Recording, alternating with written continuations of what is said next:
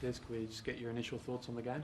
I thought coming into it, off the back of a bit of momentum from last week, I expected a better performance than what we showed tonight. But particularly in the first half, we showed some. We scored first, and obviously,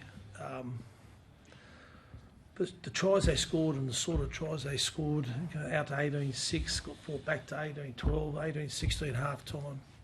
Straight after half time, 24-16, fought back to 24-20. But it's the inconsistent nature that we play. You've got to catch balls at the back, turnover, reset, dive over from dummy half, kick the fusel on the last play. There were two of those. I thought the type of tries they scored were pretty disappointing. Probably easier said than done, but how do you fix that sort of stuff, like those moments? You just got to keep working at it. And it's the big moment plays. And you got to execute them. We were really conscious, particularly last week, of limiting that negative play. And on the back of some of that negative play, it's just the pressure that builds.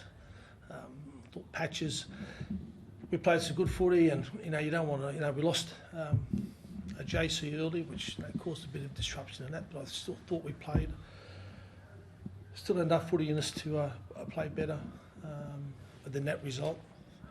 And that's disappointing. You mentioned JC. How's it going in the sheds? That not pretty serious. Well, it's a Category 1, so it's 11 days. So there's a possibility that he won't play next week. Is he up and about though and walking around? Yes, he's okay. That's good. How much of a loss would that be if he? Sorry? How much of a loss would that be if you were without him for the Cowboys? Yeah, we've got young Tommy Weaver there. Yep. So Tommy will come in and fill that role if at first, instinctive first thought anyway, if JC, which is more than likely not to play, which is coming down to a pretty big. And we had a lot to play for tonight. Last week. Coming down here, and they've got their issues too. They've got players missing as well. And then to go back to Seabus next week and play the Cowboys. Rudy? Sorry, Des. I was going to say, Des, you've been in this game a long time, and you know how it works. When the team's not winning, attention always falls on the coach. And there's already been talk about your future at the club. Now you come out tonight against the side with no Mitch, no Dylan Brown, and it leaves you on last on your own. Do you anticipate there'll be more speculation over your future now, Des? I don't know if there's the speculation. It's been reported, but obviously, sitting in last spot, is a position that we don't want to be in. We thought coming in like this, it's very tight there at the bottom. In those sides, it's pretty congested. That's why tonight's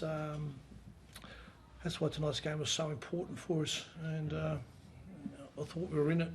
We had a good chance of playing it, and we can only keep trying and keep working at it. There's been some talk, Des, that at the end of the year, there's been some whispers around the traps that you might walk away anyway, regardless of what happens. Can you talk to that? No, they're just whispers, mate. It's just rumour. Not true. Cool, thanks everyone. Expect that feeder back playing first grade next week, Des, or will he need some time? He had another small